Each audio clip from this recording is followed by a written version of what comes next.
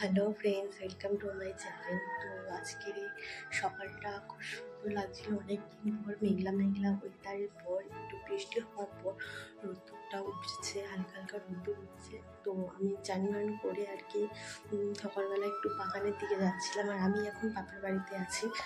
তো এখন আমি ভাই আর কি পেয়ারা বাগানে কাগজ লাগাতে গেছে। তো সেখানে আমি যাচ্ছি, ওর কাছে যাচ্ছি, একা একা বোরিং হয়ে যাচ্ছিলাম বলে তো বাগানেতে যাচ্ছি। বাগানেতে এত ভালো লাগছিল কী বলবো। তো আমি ওর সঙ্গে কথা বলতে যাচ্ছি, তো ওই বাগান দিয়ে যাচ্ছি। দেখো চারদিকটা গাছ ভর্তি, একটা কাঁঠাল, মানে চারদিকে বাগান। তো আমাদের ওদিকে একটু গাছপালা বেশি।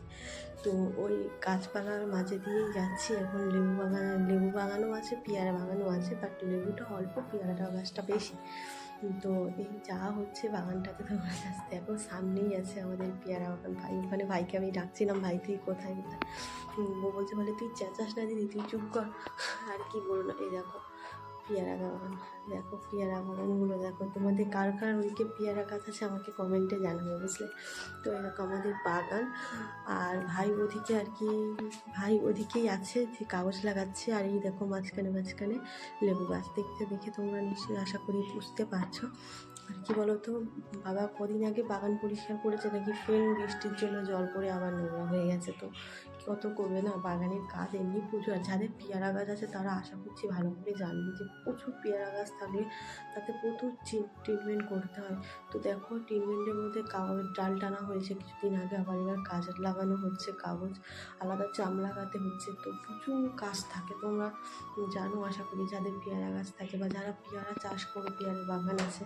তো এত কাজ করার পর আর কি দেখো ভাই লাগাচ্ছিল। আমি ভাইকে বলছি রে ভাই একটা পেয়ারা খুঁজে দেন। সে আমাকে বলছে, বলে দিদি আমাকে জ্বালাস না, এখন আমাকে কাজ করতে।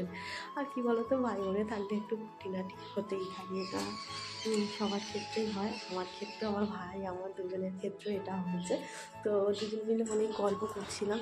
তোমরা জাস্ট দেখো কত সুন্দর লাগছে না চারদিকটা। আমার তো বিশাল ভালো লাগছে দেখতে, সত্যি বলতে গেলে মানে মন ছুঁয়ে দেওয়ার মতো একটা জায়গা আর কি।